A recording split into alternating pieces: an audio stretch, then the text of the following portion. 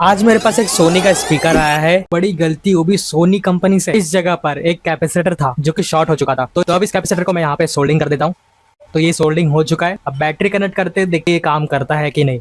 और ये देखो हो गया, एलईडी ग्लो कर रही है, मतलब पूरा बोर्ड चालू हो चुका है। मैं इस आयरन को यहाँ पर रख सकता हूँ, यहाँ पे कोई कंपोनेंट नहीं है, तो जिससे ये माइक्रो यूएसबी बाहर आ जाएगा। सी पोर्ट को यहाँ पर सोल्डिंग करूंगा, पर इसे सीधा नहीं उल्टा लगाऊंगा।